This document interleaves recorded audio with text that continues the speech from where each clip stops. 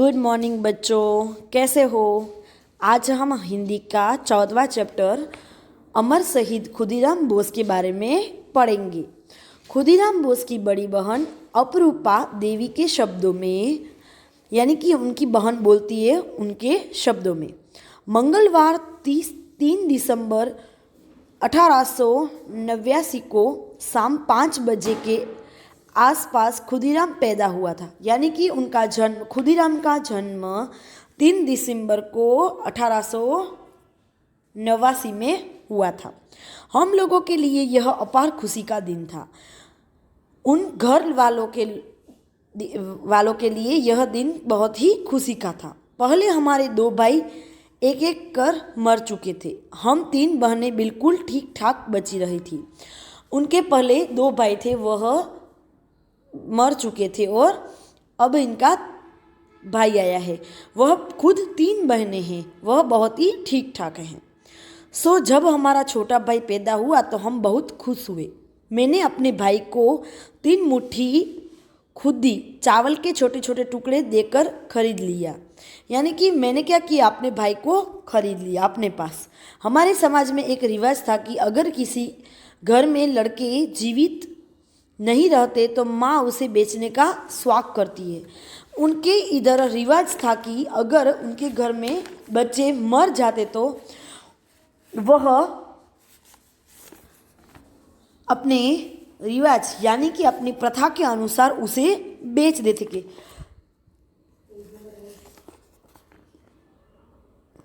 मैंने ही उसे 3 मुट्ठी खुदी देकर खरीद लिया।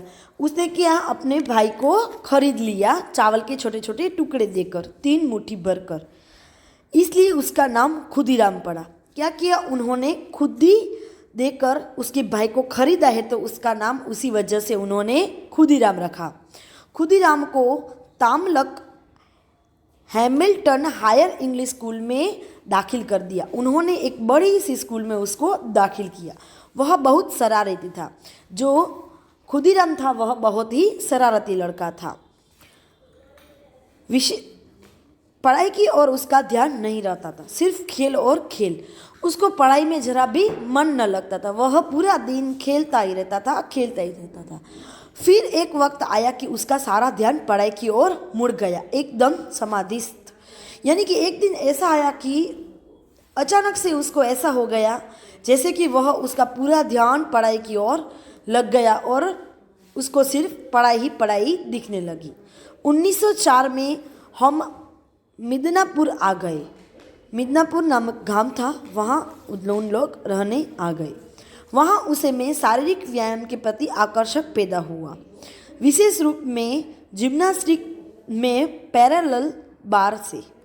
यानी कि उन्हें अब पढ़ने में तो पहले उनका मन नहीं था, फिर पढ़ने में मन लगा, तो इसके बाद उसको शारीरिक व्यायाम यानी कि हम बोलते हैं ना पीटी, उनमें उनका मन प्रवेश किया और उन्होंने जिम्नास्टिक में पैरेलल बार से उन्होंने उनमें दाखिला लिया।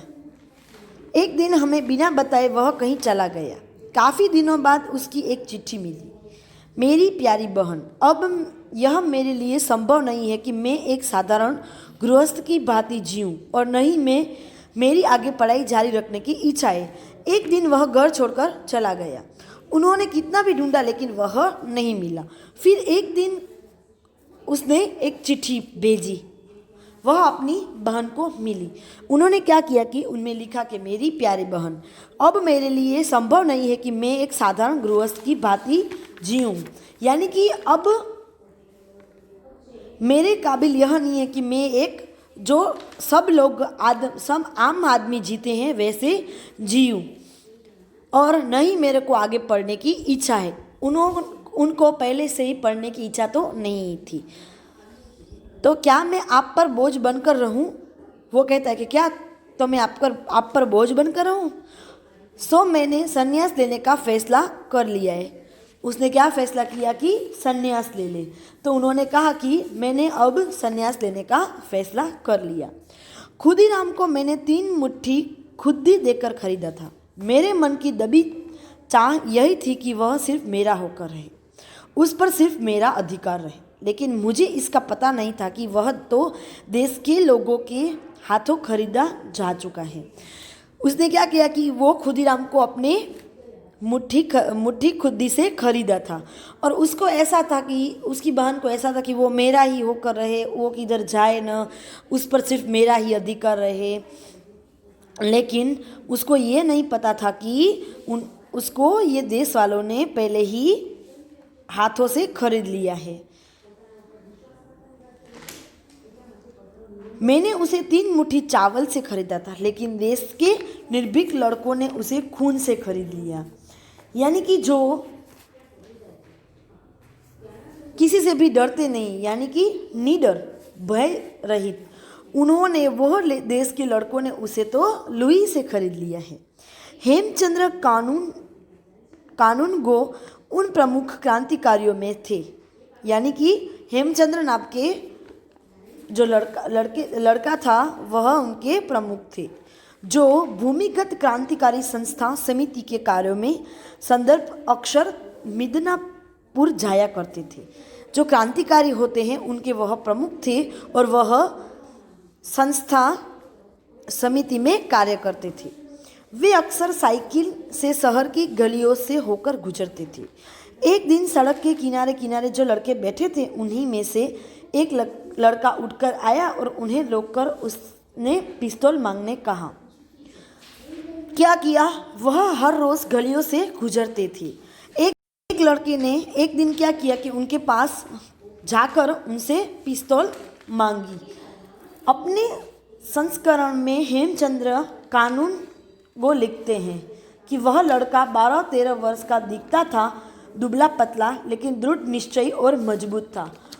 उसने क्या किया कि वह लड़का जिसने पिस्तौल मांगी थी वह 12-13 वर्ष का था और दुबला पतला था, लेकिन वह बहुत ही मजबूत था और निश्चयी था। वही एक क्रांतिकारी साथी सत्येंद्रनाथ से पूछताछ कर उन्होंने यह जान लिया कि वह लड़का खुदीराम था। उनके साथी थे वो जो सत्येंद्रनाथ, उनसे उन्होंने पूछताछ की और उसका नाम जान लिया। किंग्सफोर्ड उन दिनों कोलकाता का प्रेसिडेंसी मैजिस्ट्रेट था। उन दिनों कलकत्ता के जो मैजिस्ट्रेट थे वह थे किंग्सफोर्ड। स्वतंत्रता आंदोलन के नेताओं को वह कड़ी सजा दिया करते थे। जो स्वतंत्रता के आंदोलन में नेताओं थे उनको वह बहुत ही कड़ी सजा देते थे। उन्हीं दिनों ब्रिटिश सरकार ने वंदे मातरम के संपादक अरविंदो घोष को गिरफ्तार कर उन पर मुकदमा दायर किया था। यानी कि उन दिनों में ब्रिटिश सरकार ने जो वंदे मातरम की स्थापना की थी, उनके संपादक थे जो अरविंद घोष को उन दिन गिरफ्तार कर दिया और उन पर मुकदमा यानी कि उन पर केस किया था। इस मुकदमे का जज था किंग्सफोर्ड, यानी कि जो इनके जज थे उनका नाम था किंग्सफोर्ड। इसलिए यह तय था कि अरविंद घोष को कड़ी सजा मिलेगी। यह तो तय ही था कि उनको बहुत ही कड़ी सजा मिलेगी। तत्कालीन विख्यात राष्ट्रीयवादी नेता विपिन चंद्र पाल पुलिस की ओर से गवाह के रूप में बुलाए गए थे। अब हम कोर्ट में जाते हैं तो गवाह के लिए किसी न किसी को बुलाया ही जाता है। तो इसी तरह तत्काल में उन्होंने विपिन चंद्र पाल को गवाह के रूप में बुलाया था। विपिन चंद्र ने अदालत का संबोधित कर कहा, मुझे शपथ लेने या इस तरह की कार्यवाही में भाग लेने में नैतिक आपत्ति है। उन्होंने क्या किया कि मेरे को यह आपत्ति है कि मैं ऐसी किसी भी जगह पे या अदालत में संबोधित कर रहा है। नाराज होकर किंग्सफोर्ड ने विपिन चंद्र को 6 महीने की सज़ा दे दी। उन्होंने गवाही देने के लिए मना किया था कि मेरे को ये मंजूर नहीं है। तो क्या किया कि उनको सज़ा दे दी 6 महीने की। अदालत के बाहर खड़ी अपार भीड़ ने क्रोध में उग्र रूप धारण कर लिया। जो अदालत की बाहर सब लोग बैठे थे उन्होंने खूब ही आक्रोश में, क्रोध में, यानी कि खूब ही गुस्से में आ गए और उग्र रूप धारण कर लिया।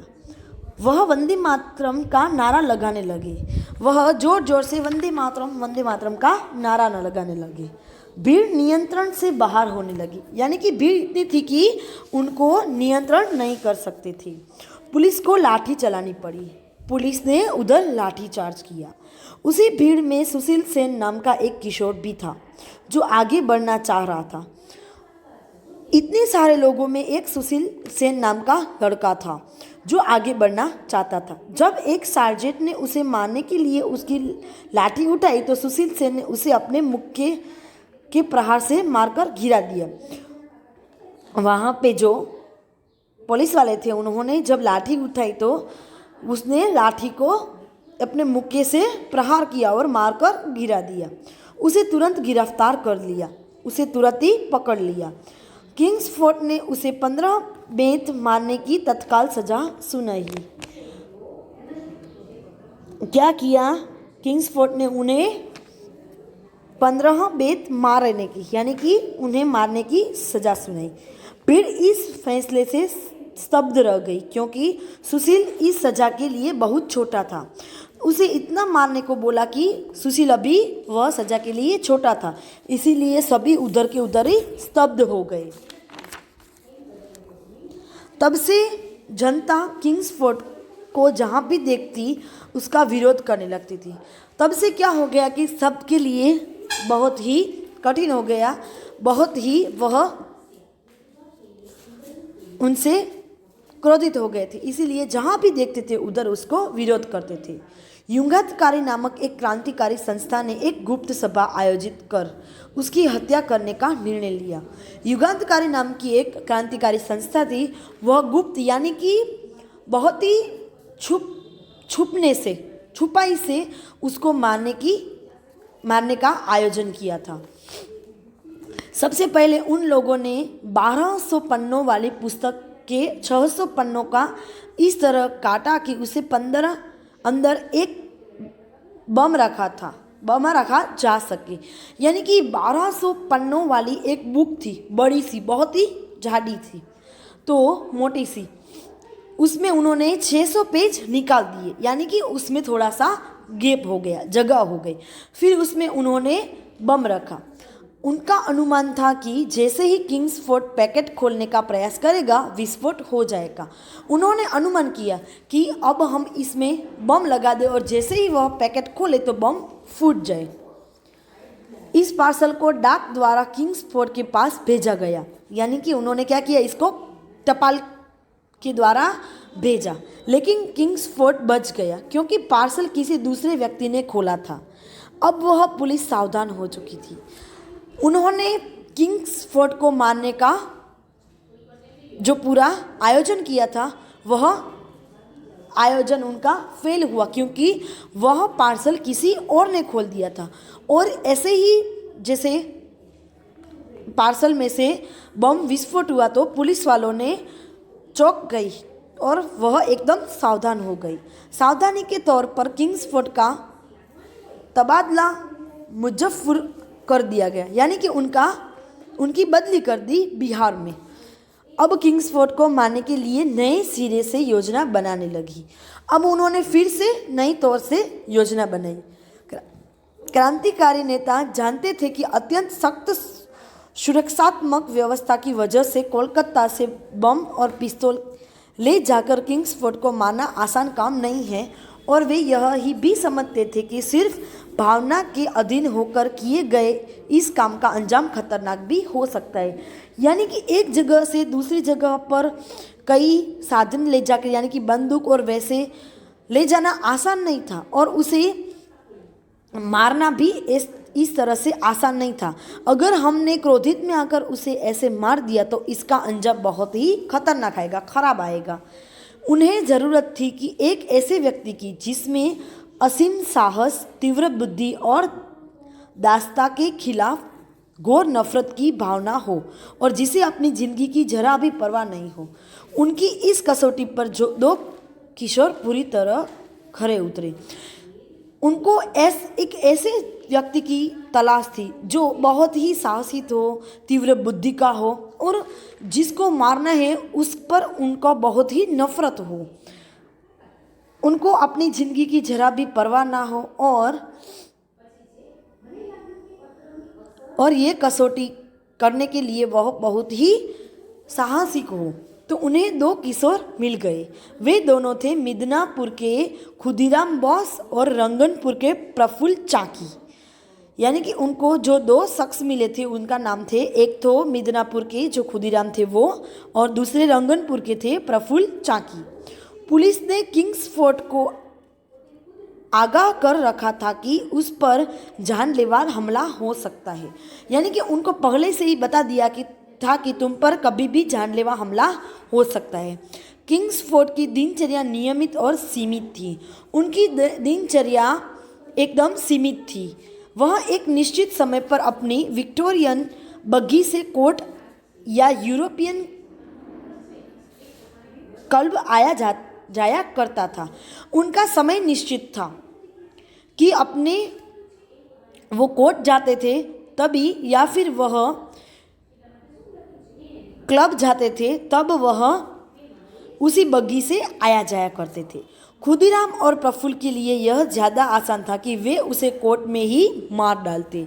उनके लिए वह ज़्यादा ही आसान हो चुका था कि वह उनको कोर्ट में ही मार डाले। लेकिन इस तरह कई निर्दोष लोगों की जानें जा सकती थी और वे निर्दोष की हत्या करना नहीं चाहते थे। अगर उन लोग कोर्ट में बॉम्ब लगा दे तो जिसकी भी कोई भी दोष नहीं है, निर्दोष लोग भी मारे जाते थे और निर्दोष लोग की जान लेना उसे अच्छा नहीं लगा। और वह कहते थे कि हमें कभी भी निर्दोष की हत्या नहीं करनी चाहिए।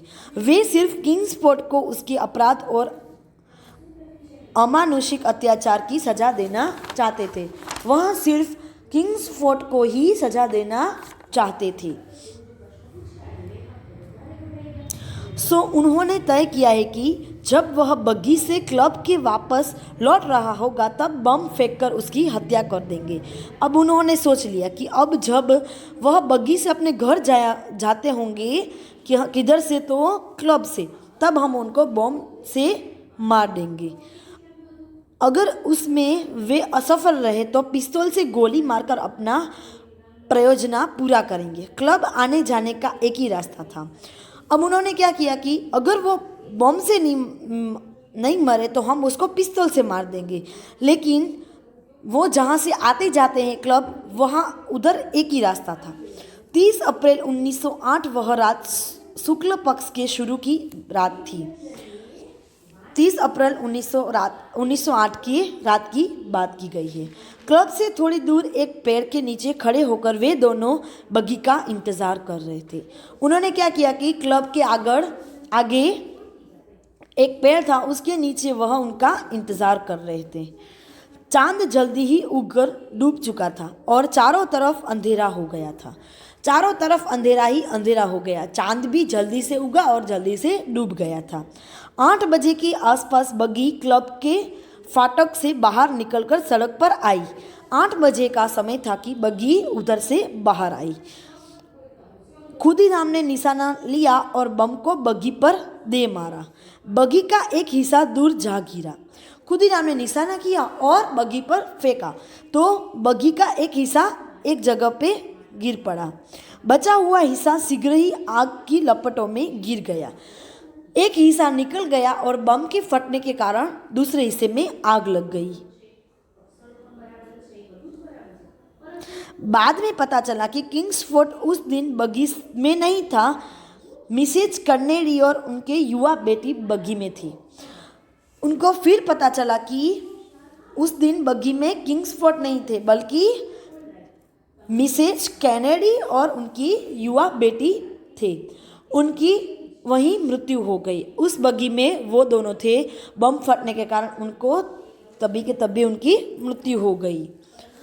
लेकिन उस वक्त दोनों ने यही समझा कि वे अपने उद्देश्य में सफल हो गए। यानी कि उस दिन उन्होंने वही समझा कि हम अपने काम में कामयाब हो गए, हमारा ध्येय सफल रहा।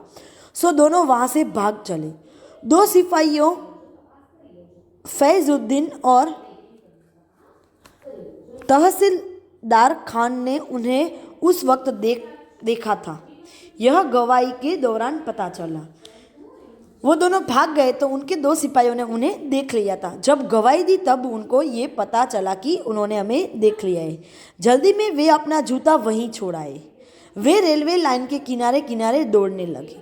उन्होंने अपना जूता वहीं पे छोड़ दिया था और वह जो रेलवे के किनारे थी वहाँ दौड़ने लगे थे।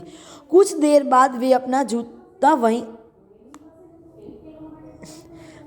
बाद दोनों ने एक दूसरे से अलग हो गए। थोड़ी देर में वो भागते भागते एक दूसरे से अलग हो गए। खुदीराम समस्तीपुर की तरफ मुड़ गए। मुजफ्फरपुर में इस तरह की घटना पहले कभी नहीं हुई थी। खुदीराम ने क्या किया कि वह समस्तीपुर तरफ मुड़ गए थे। अब मुजफ्फरपुर में यह घटना पहली बार हुई थी। पहले कभी भी ऐसी घटना नहीं हुई थी। सो खबर हवा की तेजी से फैली। सरकार ने उन्हें पकड़ने के लिए तुरंत इनामों की घोषणा भी कर दी। सो जैसे हवा चलती है उसी तरह से उसी तेजी से यह घटना की खबर पूरी गांव में और हर जगह पे पहुंच गई थी और सरकार ने उन्हें ढूंढने पर इनामों की भी घोषणा कर दी थी। रेलवे स्टेशनों, स्टीमर, बोटों, सड़कों पकड़ने के लिए चौराहों पर कड़ी नज़र रखी जाने लगी। यानी कि रेलवे स्टेशन पर, स्टीमर पर, बोटों पर, अलग अलग सड़कों पर, चौराहे पर कड़ी नज़र रखने लगे। जासूस चारों तरफ फैल गए। जो ढूंढने वाले जासूस थे वह चारों तरफ फैल चुके थे। खुदीराम रात भर नंगे पैर चलते रहे। सुबह तक 24 मील का सफ़र तक करके वे वैनी स्टेशन पहुंच चुके थे। खुदीराम ने रात भर अपने पैरों में कुछ भी पहने बिना वह पूरी रात चलते रहे और वह आखिर में वैनी स्टेशन पर पहुंचे। थक कर चूर एक दुकान की बेंच पर बैठे। वह बहुत ही थक चुके थे। उन्होंने एक दुकान की बेंच पर बैठने का तय किया। वहाँ पिछले दिन की घटना का ही जिक्र हो रहा था। जो घटना बन गई थी उनका वहाँ जिक्र हो रहा था, यानी कि वहाँ बात हो रही थी। वही खुदीराम को मालूम हुआ कि किंग्सफोर्ड तो मरा ही नहीं। उस वक्त वे पानी पी रहे थे, अचानक बोल पड़े, किंग्सफोर्ड नहीं मरा? यानी कि उनको तब मालूम पड़ा जब सब बातें कर रहे थे और वो पानी पीते पीते बोला कि किंग्सफोर्ड नहीं मरा। वहाँ खड़े थे दो सिपाही, शिव प्रसाद सिंह और फतेह सिंह। उधर दो सिपाही खड़े थे। खुदीराम के उच्चारण और उनकी हुलियों से वे सतर्क हो गए, यानी वे चौंक गए और एकदम सतर्क हो गए। फिर उन्होंने देखे खुदीराम के पैर, नंगे पैर। उन्हें मालूम था कि हत्यारे नंगे पैर हैं। उन्होंने खुदीराम को अचानक दोनों ओर से पकड़कर पूछा, तुम्हें कहाँ जाना है? उन्होंने क्या किया कि खुदीराम को दोनों ओर से घेर लिया और पकड़ लिया और उन्होंने कहा कि तुम्हें कहाँ जाना है? बांकीपुर, खुदीराम ने कहा। खुदीराम ने क्या कहा कि मेरे को बांकीपुरम जाना है। तब तुम वैनी क्यों उतर गए? तुम्हें तो मुजफ्फरपुर उतरना था। वो बोले कि तुम वैनी क्यों उतर गए? यानी कि वहाँ कहाँ खड़े थे? वैनी स्टेशन पर। तो वो बोले कि तुम्हें वैनी क्यों उतर गए? तुम्हें तो मुजफ्फरपुर में उतरना था। खुदीराम जवाब देने में हकलाने लगे, यानी कि वह अटकने लगे। मुझे बड़ी जोरों की प्यास लगी थी, इसीलिए। वह क्या बोला कि मेरे को बड़ी जोर से प्यास लगी थी, इसीलिए मैं इधर उतर गया, कहकर वे सिपाहियों से अपने को छुड़ाने की कोशिश करने लगे। उसने उनको सिपाहियों को ये बोला और अपने को छुड़ाने लगे, कोशिश करने लगे। लेकिन तब तक सिपाही उन्हें अच्छी तरह पकड़ चुके थे। सिपाहियों ने उन्हें अच्छी तरह से पकड़ लिया था। खुदीराम को अपनी जेब से पिस्तौल निकालने का मौका नहीं मिला। उनके जेब में पिस्तौल थी, लेकिन उनको यह मौका ही नहीं मिला कि वह निकाले। सिपाहियों ने उनकी तलाशी ली तो उन्हें दो पिस्तौल मिली। एक तो 37 राउंड बुलेट से भरी थी, 30 रुपये भी थे। भारतीय रेलवे का एक नक्शा और रेलवे टाइम टेबल का एक पन्ना, यानी कि उनके खिस्से में दो पिस्तौल थी, एक 37 राउंडर बुलेट के से भरी थी, 30 रुपये भी थी और भारतीय रेलवे का नक्शा था और एक टाइम टेबल था। दूसरी ओर प्रफुल्ल सारी रात चलते हुए दूसरे रास्ते से समस्तीपुर पहुँचे। प्रफुल्ल था जो दूसरा, वह समस्तीपुर पहुंच गए। वहां उन्होंने कपड़े बदले और मोकामा घाट का टिकट लेकर ट्रेन में सवार हो गए। उन्होंने क्या किया कि मोकामा घाट का टिकट लिया और ट्रेन में सवार हो गई। कंपार्टमेंट में नंदलाल बनर्जी नामक एक गुप्तचर से उनकी भेंट हुई। कंपार्टमेंट में एक गुप्तचर था, उनसे उनकी मुलाकात हुई। उसने प्रफुल्ल से दोस्ती कर ली। बातचीत के दरमियान उसे प्रफुल्ल पर संदेह हो गया, यानी कि उनको प्रफुल्ल पर संदेह हुआ।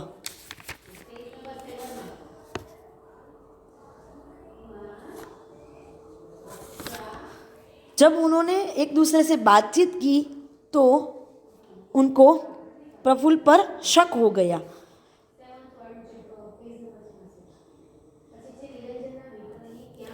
मोकामा घाट पर सिपाहियों को बुलवाकर उसने प्रफुल्ल को गिरफ्तार करवा दिया, यानी कि जहां प्रफुल्ल उतरने वाला था उधर उनको गिरफ्तार कर लिया। लेकिन प्रफुल्ल उन सबसे ताकतवर निकले। उन्होंने अपने को छुड़ा लिया और प्लेटफॉर्म पर ही अपनी पिस्तौल से अपनी ठुड्डी और गर्दन के बीच गोली मार ली। वे शहीद हो गए। उन्होंने क्या किया कि वह बहुत ही ताकतवर थे, इसलिए उन्होंने प्लेटफॉर्म पर खुद को ही छुड़ा लिया और खुद के ही गर्दन के बीच पर गोली मार दी और उधर ही वह शहीद हो चुकी। उसके बाद खुदीराम को मुजफ्फरपुर लाए गए। खुदीराम को अब उधर लाया गया। जब ट्रेन से उतरे वे पूरी तरह शांत थे। वे बहुत ही शांत हो चुके थे। चेहरे पर भोली मुस्कुराहट, स्थिर कदम और आत्मविश्वास से भरे। उनके चेहरे पर मुस्कुराहट थी और एकदम आत्मविश्वास था।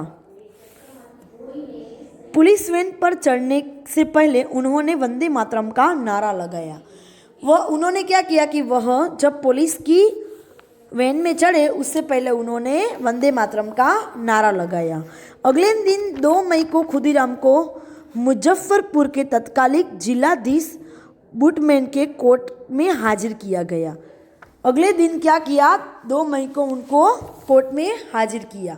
वहाँ उन्होंने यह स्वीकार किया कि वे मुजफ्फरपुर सिर्फ किंग्सफोर्ड को मारने ही आए थे, क्योंकि किंग्सफोर्ड हिंदुस्तानियों पर अत्याचार करने और यातनाएं देने के लिए कुख्यात था। उन्होंने क्या किया कि वह इसको यानी कि किंग्सफोर्ड को मारने के लिए ही मुजफ्फरपुर आए थे, क्योंकि वह हिंदुस्तानियों पर अत्याचार करता था, यातनाएं देने के कुख्यात था। उन्होंने यह भी कहा कि उन्होंने 30 अप्रैल की रात बग्घी पर यह सोचकर बम फेंका था कि उसमें किंग्सफोर्ड है। उसने अपना गुनाह कबूल कर लिया था। उन्होंने क्या किया कि हाँ हमने ही 30 अप्रैल को बग्घी पर यह सोचकर बम डाला था कि उसमें किंग्सफोर्ड है। उन्हें यह जानकर अपार पीड़ा हुई कि 2 निर्दोष महिलाओं की जान चली गई। उनको यह दुख हुआ कि जो बम फूटा उसमें 2 निर्दोष महिलाओं की जान चली गई। अदालत में उपेंद्रनाथ सेन नामक बंगाली अधिवक्ता मौजूद थे। उधर अदालत में उपेंद्रनाथ नाम के एक बंगाली अधिवक्ता थे, जो तब से मशहूर अंग्रेजी दैनिक बंगाली के मुजफ्फर स्थित संवाददाता थी। वह मुजफ्फरपुर के बंगाली संवाददाता थे। उन्होंने अपनी रपट में लिखा था, जब हम अदालत पहुँचे एक 15 या 16 बरस का खूबसूरत लड़का कटघरे में खड़ा था। वह जब अदालत में पहुँचे तब एक सुंदर 15-16 साल का लड़का खड़ा था। वह लड़का वहाँ उपस्थित बंगाली अधिवक्ताओं की तरह देखकर मुस्कुरा रहा था। वह उधर बंगाली लोग थे, उनके सामने देखकर मुस्कुरा रहा था। वह बहुत प्यारा दिख रहा था। हालांकि वह सांवले रंग का था, लेकिन उसका आकर्षक चेहरा उसके प्रति स्नेह पैदा कर रहा था। वह देखने में सांवला था, लेकिन उसका जो चेहरा था वह बहुत ही आकर्षित था। एक सिपाही ने उसके लिए कुछ मिठाइयाँ, पानी का जग और गिलास रख छोड़ा था। सिपाही ने क्या किया था, उनके लिए मिठाई, पानी का जग और गिलास रखा था, लेकिन उसने उसको छुआ तक नहीं। उन्होंने उसको छुआ तक नहीं। खुदीराम ने अपने खिलाफ लगाए गए सारे आरोप को बेहिचक स्वीकार कर लिया। खुदीराम ने उधर खड़े रहकर क्या किया कि अपने पर जो भी आरोप लगाए थे वह सभी स्वीकार कर लिए। सिर्फ एक बार वे थोड़े उत्तेजित दिखे जब किंग्सफोर्ड गवाह के रूप में कटघरे में खड़ा था। वह एकदम उत्तेजित हो गए जब गवाह के रूप में सामने किंग्सफोर्ड खड़े थे। तब खुदीराम सीधी खामोश निगाहों से काफ़ी देर तक उसे देखते रहे, एकदम चुप होकर उनको देखते ही रहे। किंग्सफोर्ड अपनी नज़रें चुराने लगा था। किंग्सफोर्ड अपनी नज़र को इधर उधर घुमा रहा था। सतीश चंद्र चक्रवर्ती रंगपुर से खुदीराम की ओर से वकालत करने आए थे। वह रंगपुर से खुदीराम की ओर से वकालत करने आए थे। जज की अनुमति मिलने पर उन्होंने खुदीराम से बातचीत की। उन्होंने पहले जज की अनुमति ली और फिर उन्होंने खुदीराम से बातचीत की, जो संजीवनी के 18 जून के अंक में छापी भी थी।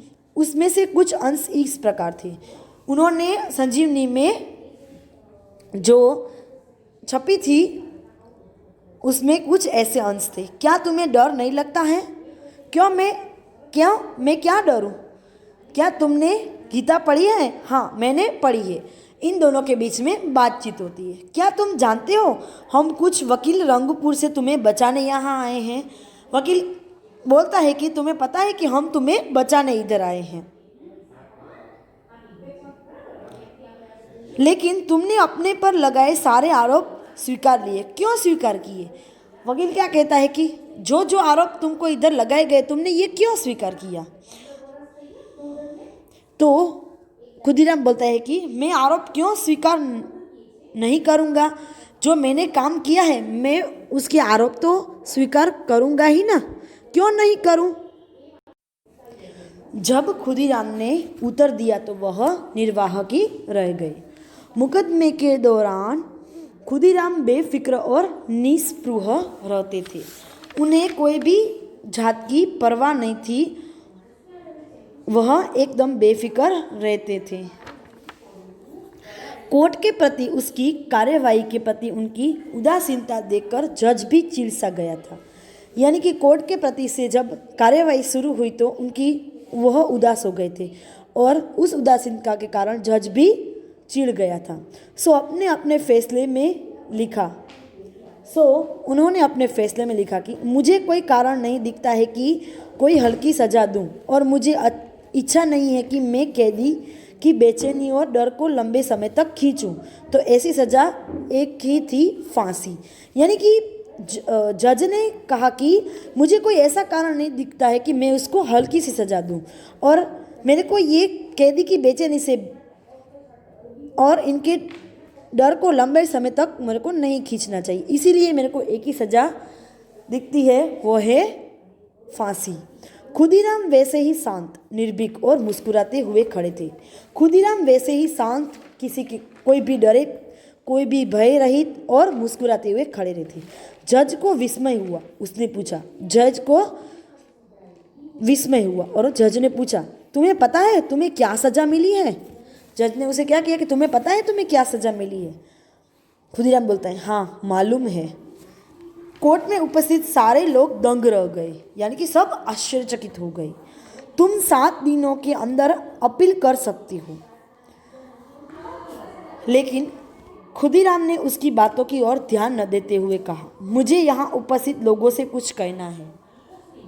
उन्होंने उनको कहा कि तुम अपील कर सकते हो, तब उन्होंने किसी को भी बात को ध्यान नहीं दिया और वहाँ सब लोग जो बैठे थे उनको एक बात कहनी थी। लेकिन तुम्हें मैं इसके लिए कोई वक्त नहीं दूंगा और न ही मैं सुनना ही भी चाहता हूँ, जज ने कहा। जज ने क्या किया? कहा कि मैं इसके लिए तुम्हें कोई वक्त नहीं दूंगा, कोई समय नहीं दूंगा और मेरे को तुम्हारी कोई भी बात सुननी भी नहीं है, सुनना भी नहीं चाहता हूँ। खुदीराम ने शरारत से मुस्कुराते हुए कहा, अगर आप मुझे इजाज़त दें तो मैं बता सकता हूँ कि वह बम कैसे बनाया गया था। उन्होंने क्या कहा कि एकदम शरारत थे वो, तो उन्होंने शरारती से और मुस्कुराते कहा कि अगर आप मुझे इजाज़त दोगे, आप मुझे परवानगी दोगे तो मैं बता सकता हूँ कि मैंने वह बम कैसे बनाया था। वाह क्या बहादुरी है। समीप खड़े एक ब्रिटिश सार्जेंट के मुंह से बेसाख्ता निकल पड़ा। यानी कि उसके पास में जो ब्रिटिश सार्जेंट खड़े थे उनके मुंह से अचानक से निकल गया कि वाह क्या बहादुरी है। जज के फैसले के बाद एक नीलहे ने अपने बगल में खड़े एक बंगाली युवक से पूछा, क्या तुम बंगाली हो? जज के पास जो खड़े थे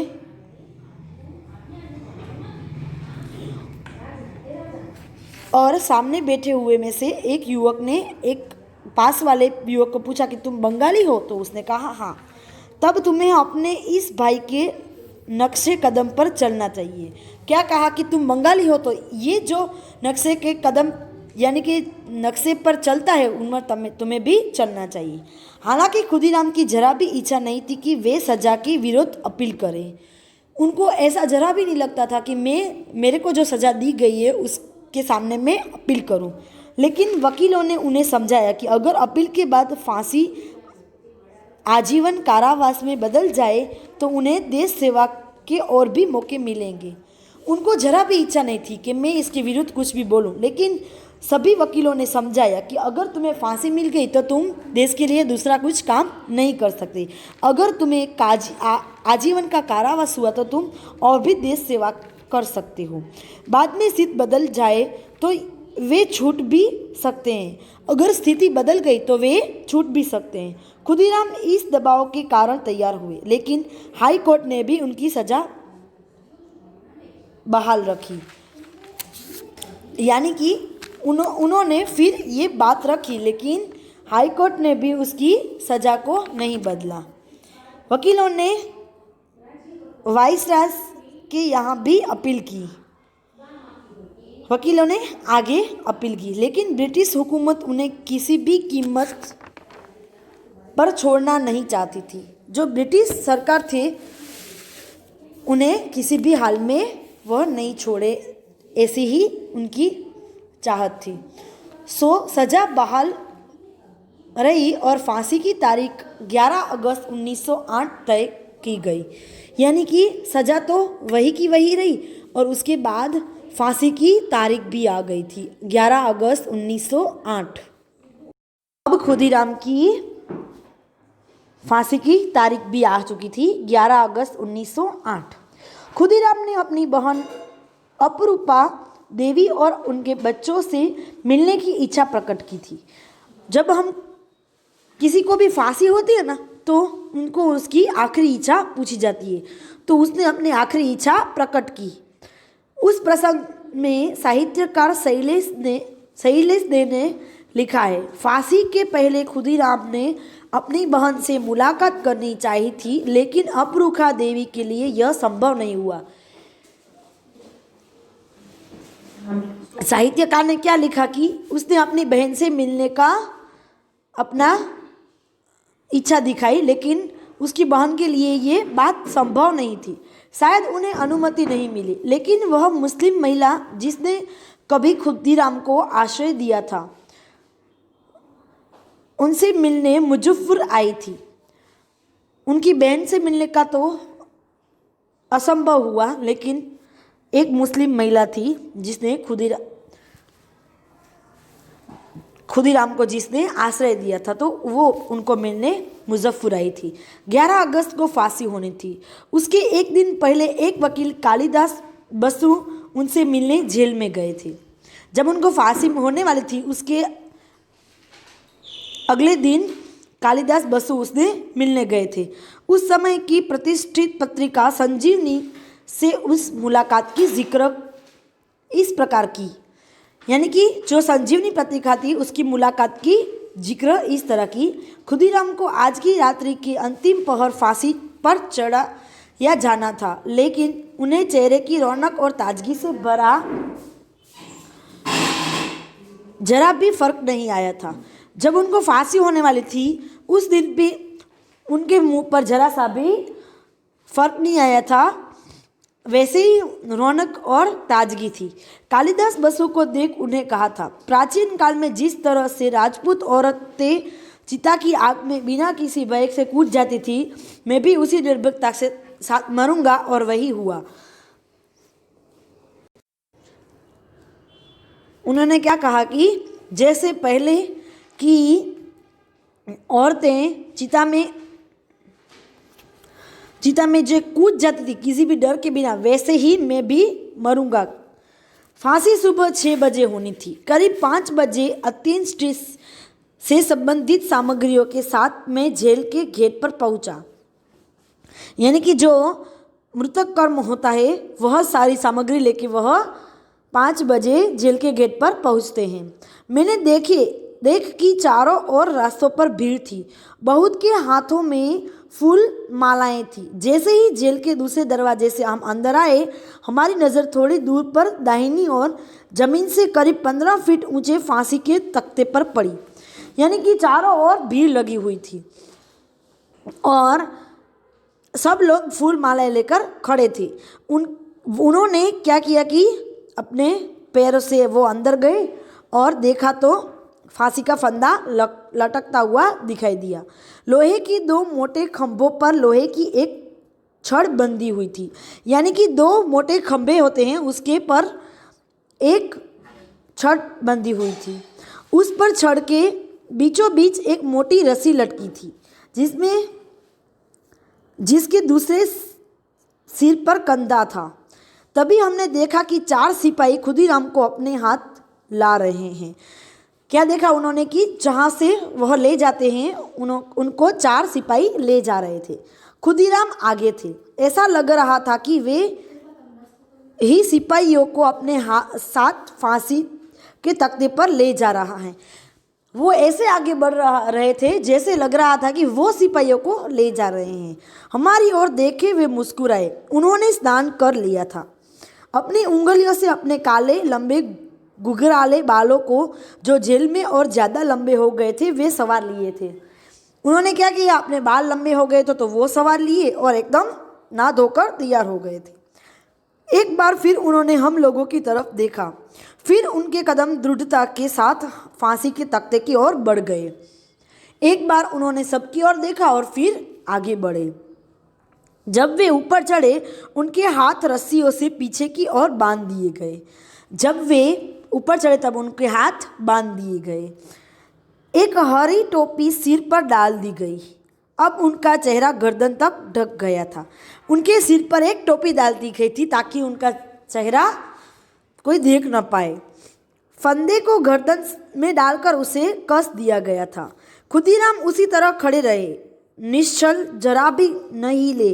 वुडमैन ने जल्लाद को देखा और रुमाल हिलाकर संकेत दिया। जल्लाद ने वहां कोने में लगे हैंडल को घुमा दिया। तख्ता खिसक चुका था। कुछ ही क्षणों में खुदीराम का शरीर आंखों से ओझल हो गया। यानी कि उन्होंने जो फांसी की पूरी घटना थी वह चालू कर दी गई थी। खुदीराम को टोपी पहना दी थी, फिर उनको जो रस्सी थी उनके बीच में उनका गला रखा, फिर खींचा रुमाल। जो जल्लाद होता है उसने रुमाल खींचा, उनको संकेत दिया कि अब आप रस्सी को जो हैंडल है उसको हिलाओ। जो जैसे ही उन्होंने हैंडल घुमाया तख्ता खिसक चुका था। यानी कि जो नीचे होती है दो लकड़ी के जो उससे नीचे का बंद होता है उसको खोल दिया गया और खुदीराम का शरीर उधर का उधर ही लटक गया और उधर के उधर ही वह अपना श्वास निकल गया। विदेशी शासकों ने शव को शमशान घाट ले जाने का रास्ता भी तय कर रखा था। यानी कि जो विदेशी शासक थे उन्होंने जो उसका शव यानी कि उसकी जो बॉडी थी उसको अंतिम यात्रा के लिए भी ले जाने का रास्ता तय कर दिया था। हजारों देशी लोग सुरक्षा व्यवस्था को धता बताते हुए रास्ते के दोनों ओर हाथों में फूल लिए खड़े थे। दोनों ओर वह हाथों में फूल लेकर कई सारे लोग खड़े रहे थे। रास्ते के दोनों ओर हाथों में फूल लिए खड़े थे। कोलकाता में स्कूल कॉलेजों के छात्रों ने उस दिन को शोक दिवस के रूप में मनाया। यानी कि सभी लोग ने उस दिन को शोक दिवस के रूप में मनाया था। शब्दार्थ है रिवाज तो प्रथा, दुर्भाग्य, अभाग, असहाय, अनाथ, संरक्षण, देखरेख, रक्षा, दाखिला, प्रवेश, निर्भीक, निडर, नफरत, घृणा, बग्गी, पालकी के आकार की, चौपी या घोड़ा गाड़ी, गुप्तचर, जासूस, मशहूर, नामी, उत्तेजित, भड़काया हुआ, बेफिक्र, बिना चिंता की, निष्कासित, निकाला हुआ, अंत्येष्टि, मृतक कर्म, स्वर्ग, हंसी मजाक के लिए वारण किया हुआ रूप, भेष बनाना, नकल करना। Thank you. हम इसका अभ्यास वेडनेसडे को अपनी नोटबुक में लिखेंगे। मैं तब आपको फ़ोटो भेजूंगी। अब आप सिर्फ पाठ ही अभी समझना।